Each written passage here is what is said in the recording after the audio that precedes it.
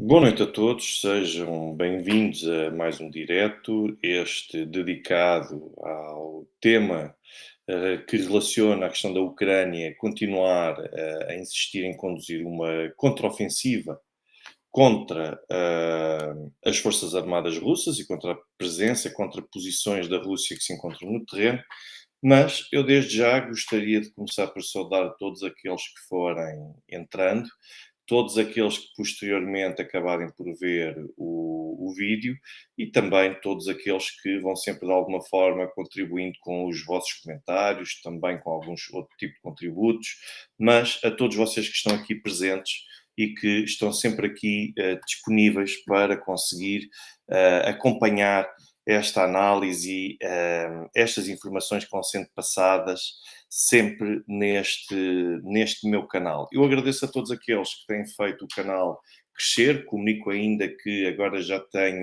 estou disponível em formato de podcast, tanto aqui no YouTube, acabei por criar o equivalente a uma lista de podcast de YouTube, mas depois estes episódios vão todos ser sempre também carregados para duas novas plataformas, tanto o Spotify como o Patreon. Portanto, quem tiver interesse num e no outro, ou quem tiver as duas plataformas, pode sempre fazer o seguimento dessas mesmas, desses conteúdos através destas duas plataformas, nomeadamente através do áudio. Aproveite e indique ainda também que pretende explorar tanto o podcast no Spotify como no Patreon para criar conteúdos exclusivos que poderão ser de interesse para vocês. Nomeadamente aquilo que eu me proponho e que eu sugiro que a partir de agora passe a fornecer às pessoas através apenas exclusivamente destes mais, Spotify e Patreon, será a indicação e a partilha de notícias relacionadas com questões internacionais e que não passam nos meios de comunicação social portugueses ou então que não têm tratamento nos meios de comunicação social portugueses. Ou seja, acho que é uma ótima oportunidade para que as pessoas consigam aceder a conteúdos sobre eventos ocorridos em vários pontos do planeta, mas que, por qualquer razão, ou por falta de interesse, ou por falta por inconveniência, aqui não relatam esses acontecimentos. Portanto, espero que isto possa ser do vosso interesse. Esses serão conteúdos exclusivos que apresentarei por lá. Saúde ainda também, desde já, o Sr. Raimundo Salvador e Angola, todos aqueles que são o Sr. Ana Terça Pedroso, o Sr. Paulo Couto e o Luxemburgo, o Sr. Marcelo Silva, no Brasil, Juiz de Fora, Minas Gerais e todos aqueles que se encontram um pouco por todo o mundo, até a senhora Eugénia Moraes também, que está de Setúbal, uma boa terra, uma bonita terra também, muito, muito importante. E eu gostaria de saudar todos vocês que forem entrando, independentemente da zona de onde falarem. Espero que tenham também apreciado a questão relativamente à análise da visita de Henry Kissinger à China, porque é muito importante perceber, de facto, porque é que um homem de 100 anos de idade acaba por fazer o sacrifício de se deslocar à China. E agora, hoje, um dos temas que me trazem, eu sei que vocês já falaram na questão da Catedral de Odessa, uh, que teria sido destruída, eu já ando a prometer que vou falar nela já há vários dias, e eu, de facto, eu quero fazer uma análise, quero fazer até um programa dedicado só à questão de Odessa, porque é preciso reunir, a meu ver, um conjunto de informações que permitam fazer uma análise muito bem fundamentada, muito bem estruturada, para se compreender o problema da Odessa, sem ser só seguir atrás daquela corrente que, que vem simplesmente defender. Foram os russos que atacaram a Catedral de Odessa, destruíram Odessa e, portanto, os russos devem pagar. Bom, vamos ter de reunir elementos suficientes para fazer a análise deste incidente de Odessa, bem como outro que eu também não me esqueci, o facto de a Agência Internacional para a Energia Atómica ter produzido um relatório que muita gente diz que finalmente prova que a Ucrânia tinha razão, e que tinha razão no sentido de demonstrar que afinal os russos estavam a minar e a instalar explosivos na central de Enerhodar. Curiosamente, o Sérgio Furtado, da CNN de Portugal, ontem calhou estar a fazer zapping, cruzando por ele, por acaso, conheci-o naturalmente na TVI, nos tempos em que estive na TVI, na TV 24, e sempre tive uma ótima impressão dele, não é que o contacto fosse muito, mas na altura tinha uma ótima impressão dele. Um tipo simples, normal, humilde, sem cá grande sobranceria ou qualquer tipo de manifestação de que seria mais inteligente do que todos os outros, nada disso. Achei sempre uma pessoa muito terra a terra, muito simples, organizado e por aí fora. E ele estava ontem a relatar. Calhou eu estar a fazer o zapping e passar pela CNN quando vi que era ele que estava a relatar a partir dessa esse relatório, fazer o comentário e ao mesmo tempo a comunicar informação sobre o relatório da Agência Internacional para a Energia Atómica.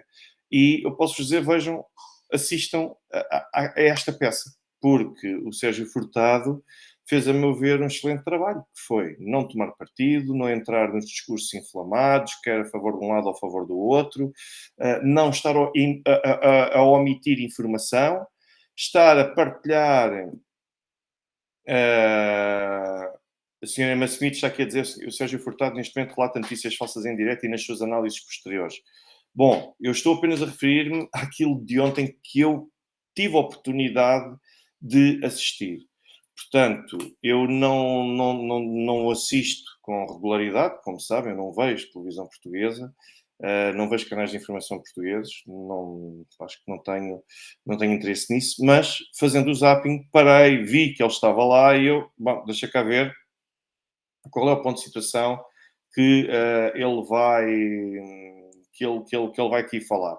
E porque por ser o Sérgio Furtado, só mesmo por isso. E não sei o que é que ele fez no passado, não sei se replicou mentiras, não sei se deturpa informação, se deturpa acontecimentos, mas aquilo que eu sei é que ontem de manhã, quando estava a ver a forma como ele estava a relatar o comunicado da Agência Internacional para a Energia Atómica, ontem, neste horário, que era de manhã, salvo erro, ou anteontem, já não me lembro, foi por estes dias, aquilo que ele estava a dizer corresponde e reflete um trabalho de sério. Naquele caso, refletiu um trabalho sério. E acho que quando as pessoas fazem um trabalho sério, nós também temos de enaltecer e temos de o louvar. Ou seja, no dia em que eu assisti a esta intervenção do Sérgio Furtado, ele fez verdadeiramente um trabalho sério, porque não assumiu partes, naturalmente que estava a ler, recordava as suspeitas e as acusações do lado ucraniano, recordou também as posições que eram as russas e depois veio dizer o que é que verdadeiramente a Agência Internacional para a Energia Atómica veio dizer sobre esse assunto. E eu acho que o jornalista tem de fazer isto. O jornalista tem de relatar factos, recordar as posições que podem estar ali em litígio, mas depois não entrar na escolha de um lado e na seleção de informação. Naquele momento, ele fez um excelente trabalho. Portanto, é tão simples quanto isso. O Sr. Luís Moura, a quem eu desde já saúde, ele pergunta, atrevo-me a perguntar como considera que esta operação especial irá terminar. Muito honestamente, eu acho que nós não podemos fazer previsões de longo prazo, sendo que o longo prazo, neste caso concreto, pode ser um mês, porque é muito difícil nós conseguirmos definir. Tantas são as mudanças que acontecem que a qualquer instante pode haver qualquer momento em que as coisas possam mudar por algum, ou por erro cometido pelos russos, ou por um erro agravado ainda mais por parte da NATO, ora por uma causa natural qualquer, seja ela qual for. Portanto, a partir do momento que essas coisas podem mudar, o que eu posso fazer, e a análise que eu acho que é mais honesta de fazer, é que neste momento, se a única forma de poder acabar este conflito é através da capitulação de uma das partes. não vejo outra forma de poder terminar este conflito sem ser através da capitulação de uma das partes. Portanto, tão simples quanto isso. Não há um mínimo ponto de entendimento, não há um mínimo de vontade de recuo por parte das partes no sentido de poderem ceder no que quer que seja.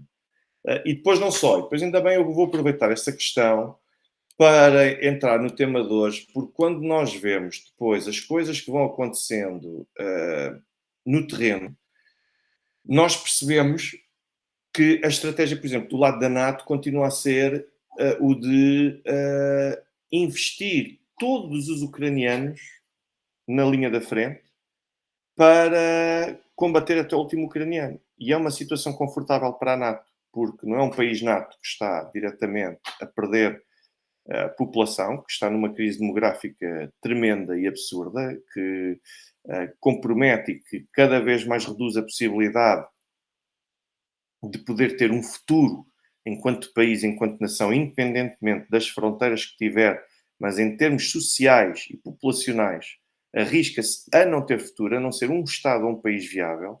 E é este aspecto que, de facto, é extremamente preocupante e que nós percebemos que não há vontade em entrar em qualquer espécie de entendimento com Moscou.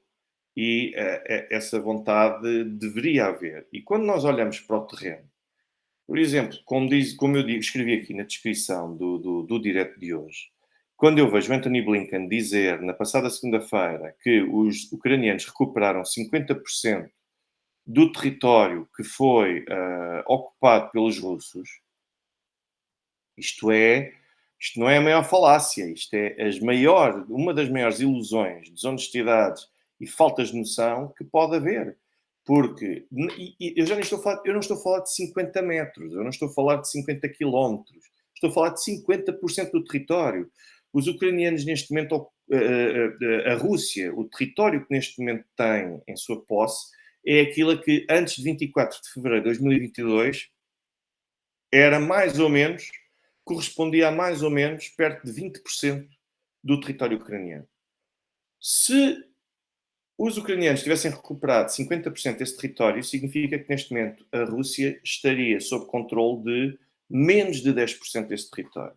E quando nós olhamos para o mapa e para a área sob controle de cada uma das forças, nós vemos que aquilo que a Ucrânia conseguiu conquistar até o momento foram 8 aldeias.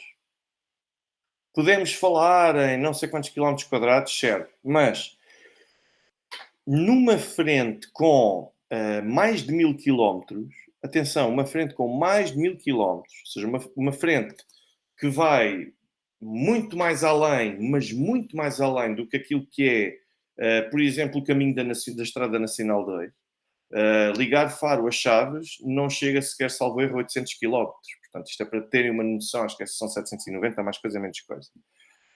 Não faz qualquer sentido as pessoas dizerem que a Rússia perdeu 50% desse território, porque não perdeu.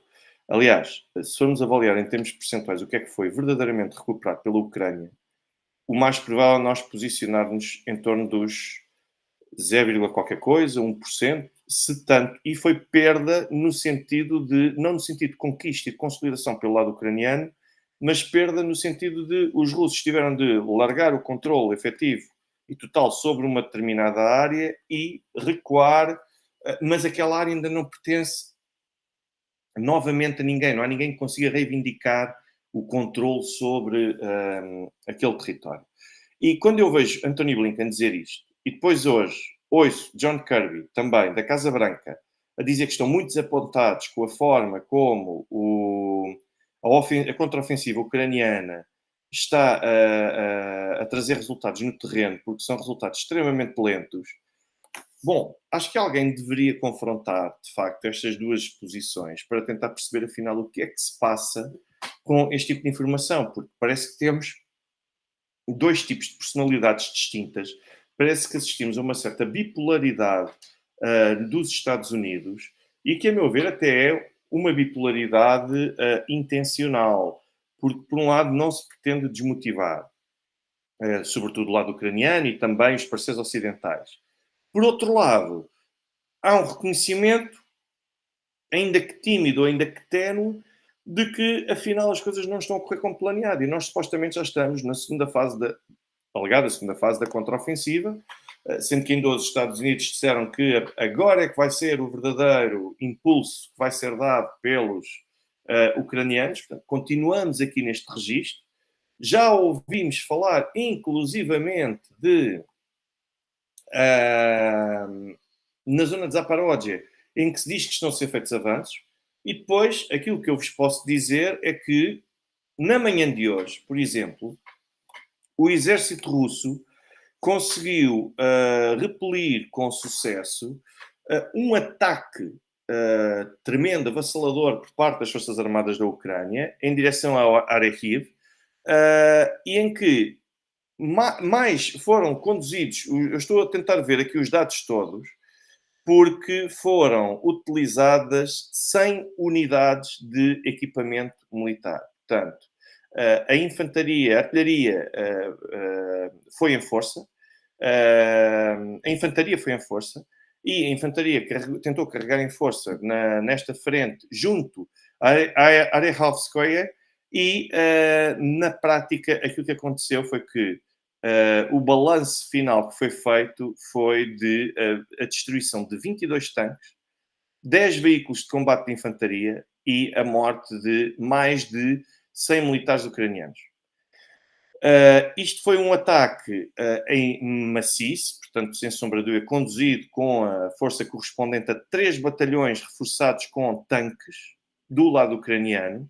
Estiveram envolvidos vários militares, depois também, importa por ser que do outro lado são também os militares russos, nomeadamente as unidades da 810ª Brigada de Fuzileiros Navais, o 71º Regimento de Fuzileiros Motorizados e a 42ª Divisão de Fuzileiros Motorizados, e que conseguiram travar este avanço do lado ucraniano. O que se estima é que cerca de um terço da força, mais ou menos um terço, perto de um terço da força utilizada pelo lado ucraniano, aqui foi dizimado, aqui foi destruído. E isto é muito importante, até porque depois vamos ver, por exemplo, Rabotina, por exemplo, ontem, em que aconteceu ontem, que ontem perderam 2 tanques, os ucranianos.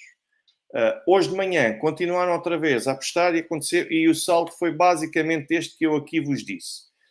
Ontem, os ucranianos perderam 20 peças ou 20 instrumentos de artilharia. E esta é apenas. Isto é uma das fases, um dos raros dias em que nós percebemos que os ucranianos tiveram um grau de perdas tão expressivo como este. E isto inclui, eu estou a ver ainda mais o balanço daquilo que foi feito, no sentido de Gvazdika, Howitzer, terem perdido 5 destes lançadores. Depois temos também armamento polaco, temos armamento dos Estados Unidos, temos armamento que foi perdido só nestes 2 dias e de forma significativa. E depois temos, naturalmente, entidades que vão dizendo que a Rabatini é na frente de Kharkiv que já está sob controle ucraniano, o que ainda não foi confirmado verdadeiramente por ninguém, mas eu percebo que por vezes seja necessário lançar este tipo de notícias para poder dar alguma força, algum impulso aos acontecimentos no terreno. Eu todos os dias continuo a tentar assistir às dinâmicas e às movimentações no terreno para tentar perceber qual é que é a nuance e quais é que são as diferenças que vão acabando por acontecer, e não consigo encontrar qualquer tipo de informação, nem sequer do lado ucraniano. Há informações que às vezes são anunciadas nas redes sociais e que nem sequer o lado ucraniano tem coragem de as reivindicar a título oficial, o que é curioso. E eu volto a insistir uma vez mais, não acompanho este tipo de informação através dos canais de Telegram, porque o Telegram, e muitas vezes também da esmagadora maioria dos mapas que se vão expondo, porque é muito fácil eu pegar num mapa e preencher um mapa com a área ocupada pela força que eu quero que eu ocupe. Agora, eu posso fazer a leitura que eu quiser. Agora, será que eu sou a pessoa mais indicada para estar aqui deste lado a fazer a pintura do mapa ou cobertura do mapa com um lado que eu acho que agora está a ocupar? Não. Por isso é que vocês não veem da minha parte qualquer tipo de mapa da minha parte a sugerir áreas ocupadas e conquistadas ou perdidas por quem quer que seja. Porque, naturalmente, não vou aventurar nem vou avançar por uma situação dessa natureza, mas eu posso dizer-vos ainda que, para vocês perceberem como é que a Ucrânia recuperou 50% do território e depois a Ucrânia também, segundo os Estados Unidos. E depois nós temos também as autoridades ucranianas a dizerem que a contraofensiva está a decorrer exatamente como é esperado, mas ao mesmo tempo dizem que nós não estamos, afinal, a seguir ao ritmo que queremos, afinal as coisas estão a ser mais lentas, estão a ser mais morosas, mas o que é certo é que vamos resistindo. Bom, e, a meu ver, isto é apenas para consumo interno. É apenas para consumo interno, não só dos próprios militares, como também da opinião pública, que é muito importante ter a opinião pública do lado de qualquer líder político que seja. E resume-se a isso. Porque, por exemplo, eu vendo o balanço daquilo que foram os acontecimentos ontem, entre Svatava e Kremenaya, eu vejo que as forças russas entraram em Sergiev. Eu vejo que as Forças Armadas russas continuaram a exercer pressão sobre os ucranianos na área de Karamzinovka, depois de poderem continuar a pressionar a linha da frente dos ucranianos. E os russos também ficou registado em como os russos avançaram 1,5 km na área de Serebryansky. Olhando depois também para Zaparódia, nós tivemos estes acontecimentos que eu já aqui vos dei, porque as Forças Armadas da Ucrânia, de facto, continuam a exercer pressão e continuam a tentar ganhar terreno em Lugavaie, de facto estão aqui a acontecer esses combates, bem como perto de Rabotina, como eu referi. Depois, nós vemos também que em Vremievski os militares ucranianos continuam a tentar atacar, mas na direção de Staromaiorsky e também de Harvest. Onde estão também um outro ponto forte, um dos pontos fortes é aquele que nós já falámos há semanas, a antiga Bakhmut, mas Artemovsky, em que nós percebemos que os russos estão a exercer ações, manobras de contra-ataque em Areha Vasilievka e também em Bagdanovka. E estamos a assistir a combates na área de Kleshchevka, sendo que os russos continuam a suster os ataques que são feitos pelo lado ucraniano contra a zona, contra a área sul da periferia de Artyomovsk. Agora, Zaparódia, de facto, é extremamente importante e continua a ser extremamente importante. Isto foi para vos dar conta de alguns dos últimos acontecimentos, para perceberem que nós não estamos a ter qualquer tipo de avanços, nós não estamos a ter aqui qualquer tipo de acontecimentos e de avanços de registro que possam ser dados e reconhecidos como triunfo das forças ucranianas. Portanto, aquilo que importava e que se justificava fazer era, desde logo, confrontar outra vez as autoridades dos Estados Unidos, no sentido de perguntar, então, afinal, uh, como é que é possível que a Ucrânia tenha conquistado 50% do território? Não é possível. Isto é irrealista. E depois a senhora Elia Mega sublinha aqui uma coisa também muito importante, que é temos correspondentes militares nos territórios da linha que dão informação que estão a ver e a filmar. Do lado ucraniano, há alguém que faz estes trabalhos de correspondentes internacionais? Não há. E, aliás, por falar isso em correspondentes internacionais, eu já vi que foi veiculado por aí na internet, e houve, aliás, aqui uma das pessoas que integram aqui, naturalmente, também acompanham o canal, que partilhou comigo uma parte de um vídeo de um general, major-general português, que faz análise na CNN de Portugal, e em que vem questionar que o correspondente de guerra, o jornalista correspondente de guerra, que está no terreno e que estava no terreno e que morreu na sequência de um ataque, fosse mesmo sequer, no mínimo, jornalista. Quer dizer, eu acho que quando as pessoas começam a entrar neste tipo de... Eu nem queria passar por aqui, mas agora, por ver isto dos correspondentes militares, lembrei-me disso, porque as pessoas querem, de tal forma, defender uma campanha e servir de claque para uma das alas que as pessoas às tantas entram no lado absolutamente irracional das coisas. Estar a questionar se um jornalista, pelo menos foi anunciado que era jornalista, se é verdadeiramente jornalista, sem ter nada que sugira que ele não seja jornalista, isto é, no mínimo, a pessoa querer discutir e questionar só por questionar, sem qualquer tipo de nexo. Portanto, não há aqui nada que possa justificar, colocar-se em dúvida que morreu um correspondente militar que estava a cobrir a linha da frente na altura em que faleceu. Portanto, é tão simples quanto isso. Mas o que eu vos posso dizer depois, além disto, é que esse trabalho dos correspondentes internacionais do lado ucraniano, nós não temos nenhum. E a verdade é que a senhora Yulia Mega, quem disse isso em mínimo foi o Major-General Isidro, que agora por acaso vi que está aqui, feita a referência ao nome dele, Isidro. E a verdade é que os ucranianos não têm ninguém que vá para o terreno e que possa fazer o mesmo tipo de cobertura.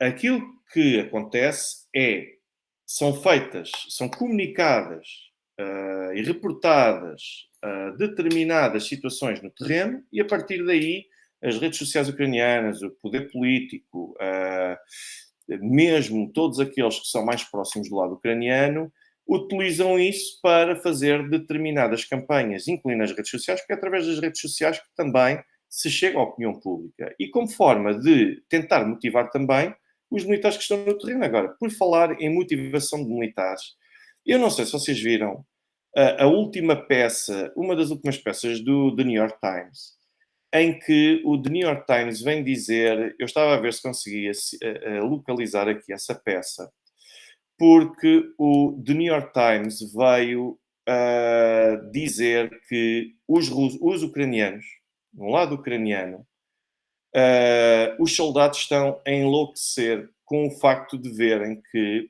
as companhias que eles integram, as unidades que eles integram, estão a ser completamente desmembradas.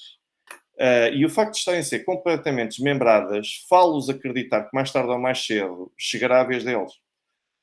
E o New York Times hoje, por exemplo, uma das testemunhas, entre aspas, um dos soldados ucranianos que falou ao New York Times, veio dizer algo como apenas 8 das 160 pessoas que inicialmente integravam a minha companhia é que ainda cá estão.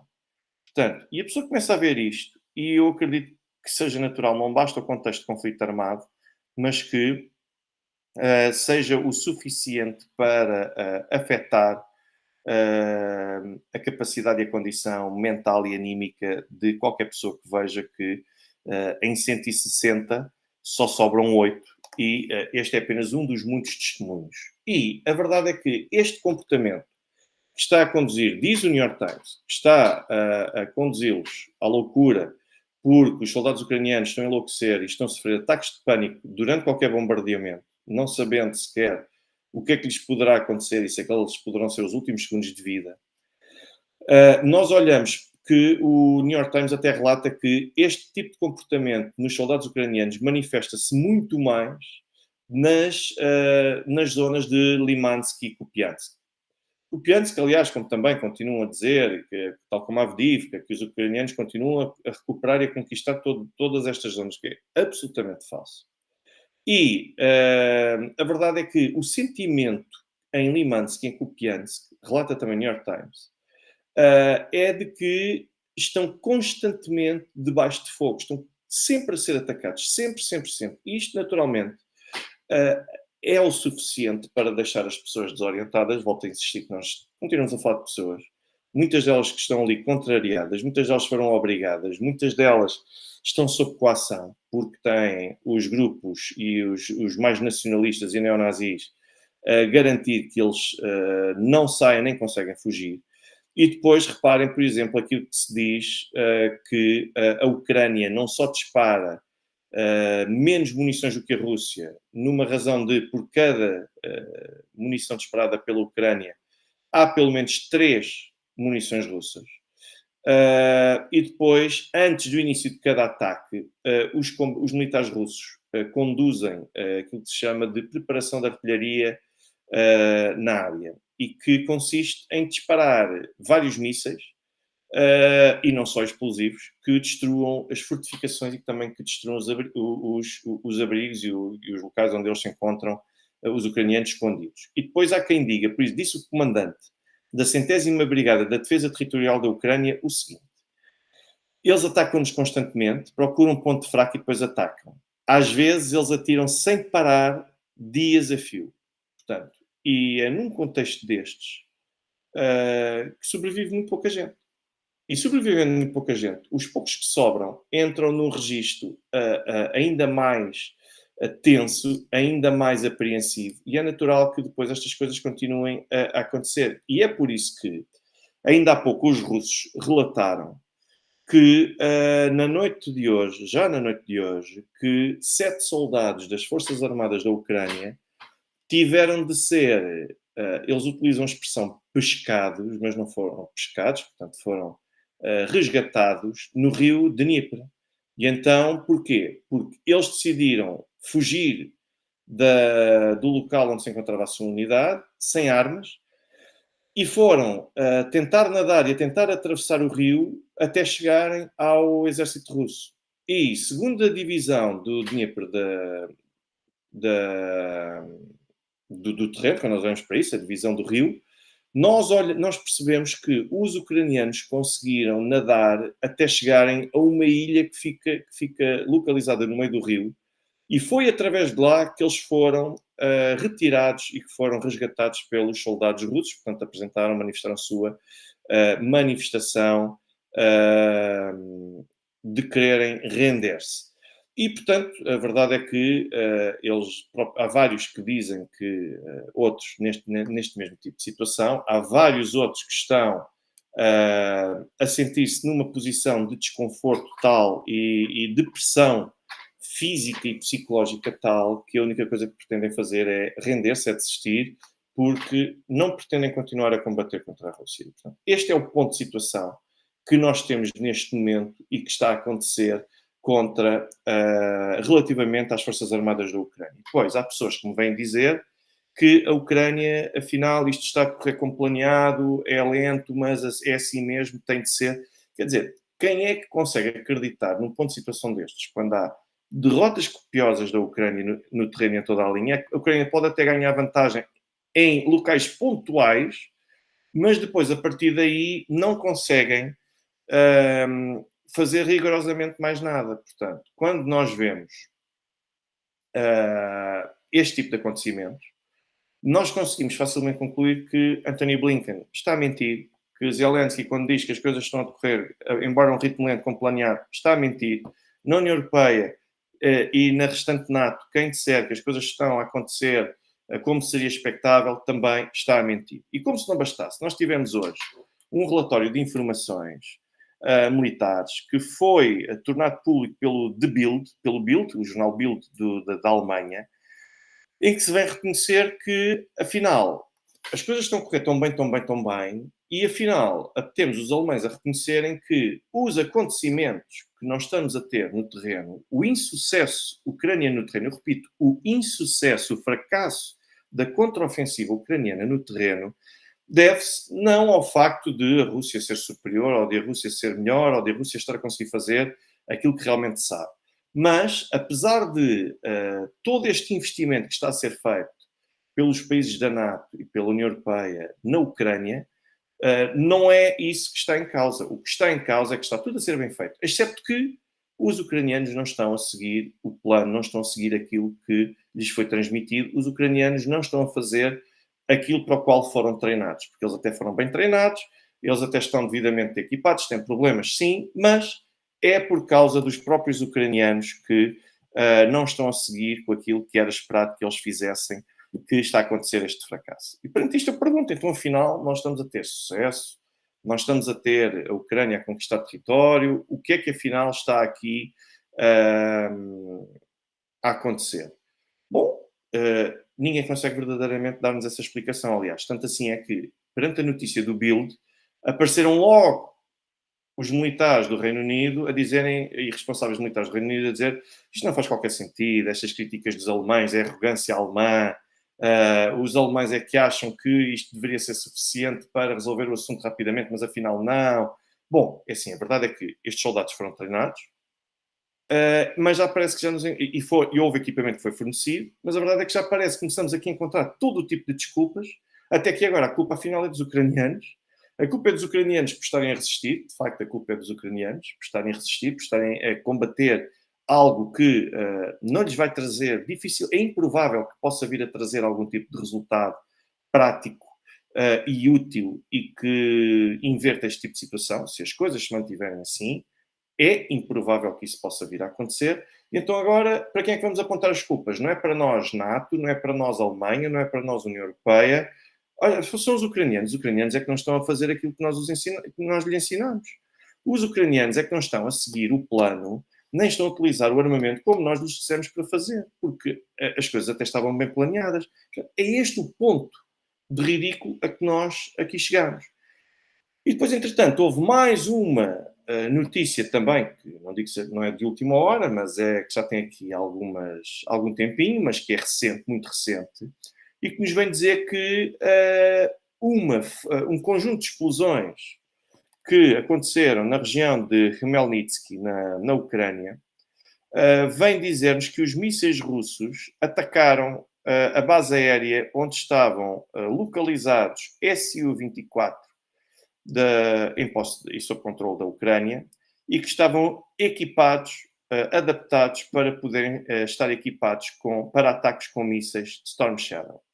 Portanto, a verdade é que houve 3 séries de explosões na região de Khmelnytsky e o objetivo militar era esta base aérea onde estavam estacionados estes Su-24. E agora, perante um contexto destes, nós temos de perceber, mas afinal, há alguma coisa que esteja a correr mal, alguma coisa que esteja a correr bem, o que é que nós podemos dizer perante uma situação desta natureza? Bom, a avaliação que nós temos de começar por fazer é desde logo que, e aqui eu estava a ver uma análise feita por estava a ler na Newsweek. A Newsweek hoje dava conta, citando um especialista militar, cujo nome já não é qualquer coisa, e em que esse especialista militar, aquilo que estava a dizer, e com toda a razão, era que estão a tentar implementar o calendário NATO em vez de tentar implementar o calendário Ucrânia. O que é que isto quer dizer? Isto quer dizer que os tempos, os timings que estão a ser aplicados e que estão a ser impostos à Ucrânia não são aqueles que seriam racionalmente exigidos e expectáveis a um país que está nas condições em que a Ucrânia se encontra. Sem apoio aéreo, sem meios aéreos, sem armamento suficiente, sem homens suficientes, com homens mal treinados. Portanto, o que seria expectável era, em vez de se impor o calendário NATO, e qual é o calendário NATO? É que está toda a gente a pensar nas eleições dos Estados Unidos de 2024, está toda a gente a pensar num conjunto de outras eleições que vão acontecer entre 2023 e 2024, e todos os políticos ocidentais e que integram a NATO querem apresentar internamente resultados imediatos e práticos daquilo que está a acontecer no terreno da Ucrânia. O problema é que isto é incompatível. E é de tal forma incompatível. E, aliás, eu até vos digo, o Vietnã teve o resultado que teve, mas até aí houve a coerência. Aquela coerência de que eu falava, por exemplo, mesmo em Henry Kissinger, que ele dizia que não existe neste momento por parte do Ocidente, porque não existe. O apoio é dado de forma muito atabalhoada e desorganizada, e não olhando pragmaticamente para aquilo que é a Ucrânia e aquilo que a Ucrânia pode fazer. Porque toda a gente sabe que a Ucrânia muito pouco pode fazer, a não ser continuar a manter as portas fechadas e tentar fazer a cobertura do portão principal para impedir que os russos entrem. Isto é aquilo que realisticamente a Ucrânia pode fazer. De vez em quando pode infligir uma ou outra baixa à Rússia, sem sombra de dúvida. Mas isto é um contexto de conflito armado. Não é esperado que se saia daqui como se fosse um jogo de futebol em que temos o Manchester City a jogar contra uma equipa dos distritais, em que a dos distritais não faz um único remate à baliza no jogo todo. Portanto, não é expectável que aconteça uma coisa destas. Sobretudo, quando nós pegamos nós olhamos para a Ucrânia e percebemos que não é só a Ucrânia que está aqui a combater. A Ucrânia, por si só, já tinha um grau de profissionalismo, um grau de militarização muito interessante. Muito interessante do ponto de vista profissional, do ponto de vista operacional, do ponto de vista mesmo anímico, mental, forma de olhar e de abordar o conflito. Por si só, e com o tipo de armamento que os ucranianos tinham, era um exército interessante. Não era o exército mais forte da Europa, não eram, mas eram forças armadas muito capazes, muito bem organizadas, demoraram tempo a ser treinadas e de facto, tínhamos de jogar com isso. Agora imagine o que é ter este tipo de exército, ainda mais com a participação da NATO e com o apoio da NATO. Claro que é expectável que os russos, de vez em quando, vamos assistir a tanques que vão explodir, vamos assistir ao abate de aeronaves, vamos assistir a algum ponto de situação no terreno onde, se calhar, um número maior, algumas dezenas de soldados russos vão tentar chegar a um determinado objetivo ou vão ser atacadas. Isto vai acontecer. Quem acredita que isto não vai acontecer são pessoas que veem filmes e acreditam que só há um lado que está sempre a descarregar e que é vitorioso e que estas coisas não acontecem. E assim que acontecem com o outro lado, calma, porque eles estão a perder, eles agora é que vão recuar. As coisas não podem ser vistas assim. Nós estamos num conflito armado. Estamos num conflito armado extremamente complexo. E de tal forma complexo que estas coisas acontecem. Os russos vão ser obrigados a recuar. Os russos vão depois conseguir obrigar a Ucrânia a recuar imenso. Podem ser obrigados a recuar novamente. Estas são as contingências de um conflito armado. Portanto, estas coisas acontecem. Agora, querer exigir neste momento à Ucrânia que apresente resultados imediatos, porque os políticos ocidentais têm de prestar contas no plano interno, isto é suicida para todos. É suicida para os ucranianos, porque continuam a combater até o último ucraniano, e é suicida para os líderes políticos da NATO, porque continuam a não ter nada para apresentar e quanto menos têm para poder apresentar, mais pressão fazem para se apressar resultados que não vão aparecer e que vão agravar ainda mais essa situação. Portanto, e é isto que nós temos neste momento. Por isso é que o calendário NATO está a ser imposto a uma Ucrânia em função dos interesses políticos ocidentais, que não querem perder eleições, que não querem dar o braço a torcer, que não querem mostrar que estão fracassados, e ao mesmo tempo o calendário da Ucrânia nunca foi respeitado. E o que é o calendário da Ucrânia? É o calendário em função daquelas que são verdadeiramente as capacidades que a Ucrânia tem. E um calendário desta natureza, aquilo que exigia era que os países seguissem um pouco até a estratégia os países da NATO seguissem um pouco a estratégia daquilo que foi feito de uma certa forma no Vietnã, que teve o resultado que teve, certo? Também, uma vez mais, fruto, porque estava condenado ao fracasso por um conjunto de erros que ainda hoje têm sido sucessivamente estudados, mas também está condenado ao fracasso, ao menos no Vietnã, fez-se uma coisa muito importante, que foi, nós não queremos resolver isto rapidamente, mas aquilo que nós temos de apresentar ao eleitorado não é uma vitória instantânea e rápida e que vai acontecer daqui a 2 ou 3 meses. Aquilo que nós temos de apresentar ao eleitorado é que temos um plano para o longo prazo. E não temos algo que vai ser resolvido em 2, 3, 4 meses, como eu ainda me lembro do conselheiro Zelensky, que ainda em março dizia que mal podia esperar pelo início da contraofensiva, que em 6 meses, ao fim de 6 meses, estavam na Crimeia. Ele iria fazer campanha, ou iria filmar-se, fazer vídeos na Crimeia, dizia ele. Quer dizer, nós já estamos a entrar em agosto e de um total de 60 quilómetros, que era expectável, ou que é necessário para conseguir dividir as forças russas em 2 em Zaporozhye, os ucranianos conseguiram progredir mais ou menos 4 a 5 quilómetros. Ou seja, e nem sequer penetraram nas linhas de defesa da Rússia. Ficaram apenas pela zona de segurança. Portanto, como veem, é absolutamente irrealista nós estarmos aqui a pressionar a Ucrânia para algo que ela não tem capacidade. A Ucrânia não tem capacidade para conseguir conduzir estas contraofensivas. E depois tem outro problema, é que mais vale serem realistas, os políticos ocidentais, e dizerem nós, se possível, vamos ter de nos arrastar no tempo durante muito mais tempo. Isto é uma maratona, isto não é uma corrida de 100 metros.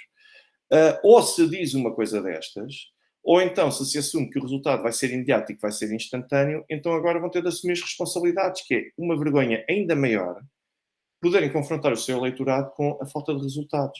E crer que os ucranianos, mais vale dar a hipótese dos ucranianos serem treinados, serem formados, até porque cada vez são menos, não têm muitos mais recursos humanos, os recursos logísticos também não, mais vale utilizá-los de forma racional, prepará-los, treiná-los, fazê-los despertar para as dinâmicas e as contingências de um conflito armado desta natureza.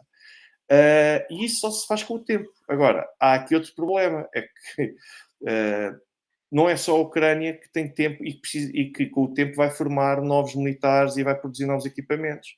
Os russos vão fazer isso e neste momento estão ao ritmo mais elevado que alguma vez a Rússia esteve em termos de indústria militar. Portanto, e de preparação também de mobilização de recursos humanos para a frente. Ou seja, se os ucranianos mobilizam 100 a 180 mil, os russos também não têm problemas em conseguir mobilizar os reservistas todos que têm. Por isso, neste momento, nós estamos aqui num relativo impasse, que é um relativo impasse como quem diz, em termos de decisão, é que se atacarem com pressa, e os russos têm todo o mérito na forma como conseguiram chegar a este ponto e conseguiram colocar a Ucrânia neste ponto, porque os russos nunca tiveram pressa para resolver o conflito. Havia, de uma certa forma, a hipótese de desgaste que poderia o conflito causar na opinião pública russa, mas depois vão acontecendo uma série de outras contingências e de acontecimentos pelo meio que fazem cada vez mais, nomeadamente desde as sanções, um conjunto de outro tipo de situações, que fazem com que os russos, em vez de contestarem o poder político, como se queria aqui no Ocidente que isso fosse feito, pelo contrário, unem-se ainda mais à volta do poder político russo. Porquê? Por causa de vários erros que vão sendo erros de gestão de estratégia, gestão até de marketing, de imagem, de tomada de decisão. Nós estamos a falar dos políticos ocidentais, que muito provavelmente são a maior geração de líderes incapazes que o Ocidente já teve à frente. É a incapacidade para conseguir tomar decisões e pensar de forma absolutamente racional. É ter coluna vertebral suficiente para conseguir recuar por se estar a perder, antes que se seja verdadeiramente humilhado. É isto tudo. E a verdade é que nós não temos isso no Ocidente. E não só não temos isso no Ocidente, como depois, como depois nós ainda encontramos também, como referi essa peça da Newsweek, ainda se dizia lá que a contraofensiva, esta contraofensiva foi construída com base em expectativas e em expectativas de que os russos, assim como saíram de Kherson e Kharkiv no ano passado, da forma que saíram, portanto, foi apressada, e que aqui no Ocidente continua toda a gente a dizer não, eles não tiveram foi coragem de lutar, eles saíram humilhados, eles saíram vexados, porque eles não quiseram foi lutar, eles foram completamente humilhados, porque não iam conseguir aguentar a ofensiva ucraniana. E eu e outras pessoas também sempre alertámos que isto é uma retirada estratégica. E as pessoas faziam troça. Retirada estratégica, isso não existe retirada estratégica, isso é uma bela desculpa da retirada estratégica. Bom, a verdade é que isto criou uma expectativa e só prova como os russos foram extremamente inteligentes em fazê-lo, mas o que mais espanta é que no Ocidente continuam a cair exatamente na conversa, as pessoas foram na conversa, os líderes políticos foram na conversa, que o cidadão comum veja as coisas de outra forma, por não ter rotina ou experiência militar e nem ter experiência sequer, mal saber, se calhar, alguns deles, onde é que fica a Rússia, onde é que fica a Ucrânia. Eu compreendo isso perfeitamente e nós, naturalmente, não podemos levar a mal que as pessoas façam esse tipo de julgamentos. Agora, líderes políticos, líderes militares, que acham, que acreditam piamente que os russos saíram de Kherson e de Kharkiv no ano passado porque estavam de facto humilhados, porque não tinham hipótese, porque eles sentiam que iam ser completamente dizimados. Acreditaram nisto. E então, tanto acreditaram nisto que acreditavam que agora voltaram a acreditar que nesta contraofensiva os russos iriam voltar a estar com a moral de tal forma em baixo que os avanços dos ucranianos iriam acabar por ser rápidos e a linha de defesa russa iria colapsar de uma forma bastante rápida. Portanto, eles achavam que iria bastar um abanão para ruir a frente toda. E eu ouvi isto a miúdo por parte de vários analistas até ocidentais e de várias pessoas que também estão ligadas ao poder político. As pessoas estavam convictas de que bastava um primeiro sopro na casa e que a casa, que isto fosse uma espécie da lenda dos três porquinhos, achavam que a casa era uma casa de palha e que o lobo mau soprava uma vez e a casa voava. Portanto, estavam verdadeiramente convictos que isto ia acontecer. E o problema é que, quando começaram a perceber que, afinal, isto não vai acontecer, os russos, afinal, os militares russos não estão com a moral em baixo, os russos não estão com falta de equipamento, os russos não andam a roubar máquinas de lavar para conseguirem retirar parte do equipamento para poderem utilizá-lo nos seus ataques. Os russos não estão com faltas de casas de banho, os russos não estão com falta de pessoas motivadas na frente. Quando perceberam finalmente que, afinal, a frente não ia ruir, e não só não ruiu, como está a manter-se ali mais que estanque, mesmo perante forte pressão, e em quadros, em contextos em que, se calhar, noutras circunstâncias, eles até aceitariam uma retirada estratégica para não arriscar, então acontece que eles ficaram sem um plano B. E agora, eles não têm plano B. O único plano B que eles têm é improvisar e dizer que, afinal, isto é uma segunda fase, agora vai começar a segunda fase, e agora é que vai começar com toda a impetuosidade da Ucrânia a usar tudo aquilo que tem. Isto é o plano B improvisado em cima do joelho, porque eles não tinham plano B. E, portanto, o que é interessante também de assinalar é que eu sou uma pessoa que a minha experiência claramente não é militar, apesar de ter ido à inspeção para a tropa, para o serviço militar obrigatório, ainda fui um dos que foram à inspeção, dos muitos que foram à inspeção, não cumpri o serviço militar, mas o que é curioso no meio disto tudo é que eu reconheço naturalmente que a minha experiência e o meu conhecimento em matéria militar não são propriamente algo que me faça vir para aqui criar vídeos onde eu discuto táticas e tudo mais. Aliás, se vocês prestaram atenção, assim que eu tive aqui no meu canal o comandante Robinson Farinazzo, eu quis explorar mais esse aspecto por ele, porque se há alguém que é especialista nisso é ele. Não vou estar eu aqui a inventar, nem vou estar eu aqui a fazer de papagaio que vai ler ou vai transmitir aquilo que leu através daquilo que alguém disse. Ou seja, eu faço análises em que eu construo a partir do zero, não que eu vou beber a qualquer outro lado, porque isso é um papagaio, isso é um analista, é um papagaio.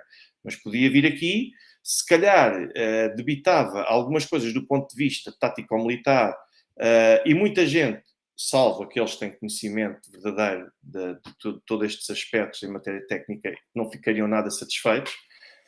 Mas muitos outros ficariam deslumbrados e achar que estamos aqui perante um tremendo especialista militar e não vão apanhar isso da minha parte, porque eu não sou especialista em operações militares, mas posso citar, e se citar, cinco coisas pontuais.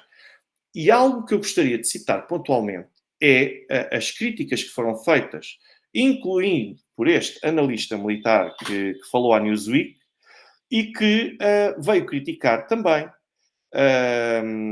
o plano, entre aspas, engendrado pela NATO, que incluiu o lançamento de uma contraofensiva com combatentes muito mal preparados, mal treinados, absolutamente desmotivados, não tinham equipamento suficiente, sendo impensável conduzir uma operação destas a um ritmo tão rápido, tão célere, e de uma forma tão célere, e um ritmo tão intenso, e sem apoio aéreo e sem as armas necessárias, portanto, isto foi dito também pelo próprio, e depois com outra coisa, que é, sem hipótese de poder flanquear o inimigo, porque o flanqueamento do inimigo, e com base em tudo aquilo que já li de vários especialistas e analistas militares, o flanqueamento do inimigo é fundamental para garantir também o sucesso de operações desta natureza. E aquilo que acontece é que os ucranianos estão, neste momento, a tentar criar o flanco. Mas até nisso estão a ser mal sucedidos. E vai-se avançar para algo que desta natureza de forma absolutamente irresponsável. E se achavam que a tecnologia ocidental por si só ia ser fundamental para derrotar a Rússia, porque achavam, então, mesmo com soldados mal preparados, desde que nós lhes entreguemos a nossa tecnologia de ponta, não há qualquer problema, eles vão ser bem-sucedidos. E depois, quando nós olhamos, nós nunca mais ouvimos falar dos Storm Shadow, nunca mais ouvimos falar dos HIMARS. O que é que isto significa? Que os russos souberam adaptar-se. Que os russos souberam adaptar-se, que os russos têm sabido neutralizar o potencial deste armamento da NATO e que é vendido como sendo armamento de ponta. Quer dizer, a partir do momento em que alguém acha que o armamento da NATO por si só é suficiente, mesmo com pessoas impreparadas a geri-lo e a manuseá-lo, é suficiente para derrotar a Rússia, então isto é ainda mais grave do que se julgava. Porque é um sinal claro de que as pessoas continuam aqui no Ocidente a menosprezar e sem a mínima vontade de conhecer e de perceber o potencial e o que é a Rússia. As pessoas não conseguem perceber o modo de pensar dos russos. As pessoas não conseguem ter noção da capacidade que a Rússia ainda tem reservada para poder utilizar na frente sempre que necessário. E as pessoas não têm noção da forma de pensar e da forma de olhar para os fenómenos que os russos fazem.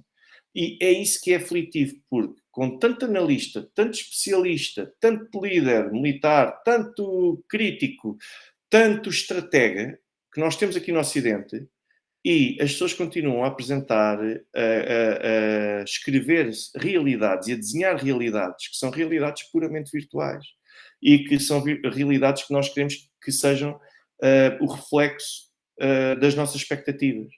E se eu confundo realidade, expectativas com realidade, então nós vamos ter um problema sério, que é o problema que nós estamos a ter aqui neste momento com a NATO, com os países membros da NATO, com todos aqueles que estão neste momento a conduzir todo o tipo de ações e de palpites que vão debitando sobre este contexto militar. Portanto, não há ninguém que ainda tenha...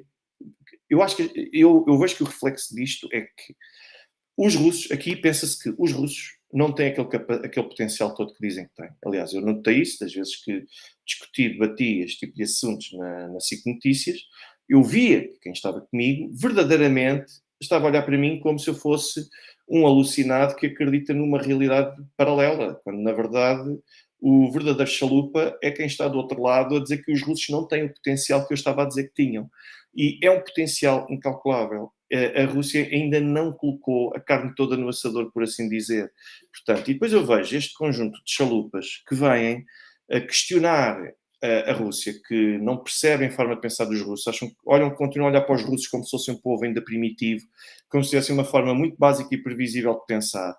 E eu acho que esta arrogância total ocidental é que está a garantir o insucesso de tudo, incluindo desta contraofensiva ucraniana, porque as pessoas continuam a ignorar completamente aquilo que é a Rússia. As pessoas não sabem contra quem é que estão a combater.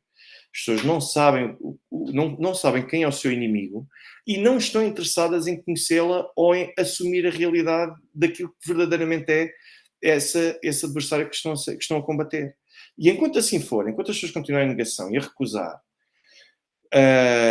conhecer o inimigo, porque acham que são demasiado fortes, são demasiado bons. Isto, aliás, é curioso, porque isto faz-me lembrar um pouco, se ainda se lembram do filme do Rocky 4, vocês lembram-se como é que foi na altura aquela fase inicial, o Apollo Reed a combater contra o Ivan Drago, da União Soviética. Portanto, era realmente o Apollo Reed a achar, isto é um campónio que vem para aqui, para o ringue, lutar comigo, eu vou-te ensinar umas coisas, estás pronto para aprender umas coisas comigo, isto não vale nada, quem é este? Isto é um campone, isto é um saloi que veio para aqui. Portanto, é assim que se continua a olhar. Isto é o retrato de como o Ocidente continua a olhar para a Rússia. E depois acontece aquilo que aconteceu ao Apollo Creed, que é ter morrido em campo, em ringue, depois dos ataques do Ivan Drago, com total violência, como viram. Portanto, foi surpreendido e assim que foi surpreendido, percebeu muito bem o que é que ia acontecer. Portanto, eu acho que esta cena do Apollo Creed com o Ivan Drago é o reflexo total daquilo que está a passar no Ocidente. Você continua a achar que não é necessário conhecer os russos. Não, porque nós somos muito bons, nós somos a NATO. Nós não somos só a NATO, nós somos a nata. É um pouco por aí. Nós temos tecnologia de ponta, nós basta entregarmos isto trabalha por si só, pode ser até com ignorante. Os russos não conseguem chegar para isto. E é com base nesta postura e com base neste comportamento que eu vejo a forma absolutamente ignorante como nós continuamos a gerir este conflito. E tenho, uma vez mais, de dizer nós, porque sou ocidental, sou português, estou no país da União Europeia, estou no país da NATO, o meu país pertence a todos esses blocos e, portanto, tenho que continuar a falar no nós, porque, em última instância, eu também sou responsável por aquilo que está a acontecer, porque sou eu que sou chamado a votar, sou eu que sou chamado também, eu e todos nós somos chamados a posicionar-nos relativamente a quem nos pode liderar, portanto, todos nós, assim ditado democracia, acabamos por ser responsáveis por aquilo que acontece com as decisões em democracia. Perante isto, eu ficaria por aqui na análise de hoje, com a promessa de que amanhã eu vou fazer a cobertura da Cimeira Rússia-África, outro acontecimento que só corrobora e só atesta o quanto a Rússia está isolada pela comunidade internacional, que é a Rússia ter praticamente todos os Estados africanos ali representados. E, aliás, não sei se viram o que é que aconteceu no Níger, mas no Níger o presidente foi detido, o presidente da República do Níger foi detido, e ao mesmo tempo em que ele era detido, ouviam-se vários gritos de várias pessoas que diziam acabou Macron, adeus Macron, vai-te embora Macron. O que significa que claramente não estão satisfeitos com aquela liderança política. É mais uma mensagem para o Ocidente e que o Ocidente muito provavelmente vai recusar a continuar a vir, mas vou fazer cobertura então da Cimeira Rússia-África, uma cimeira que demonstra o quão isolada a Rússia está no panorama internacional. E aproveito e, antes de me despedir, agradeço ao Sr. Luciano Freitas pelo contributo que fez, contributo financeiro através do YouTube, bem como agradeço a todos aqueles que contribuem através do YouTube, do PayPal, do MBWay, do Revolut, por todos os meios que têm ajudado a contribuir e a reconhecer o valor deste canal. Sigam-me, lá está, no podcast, tanto no Spotify como também no Patreon.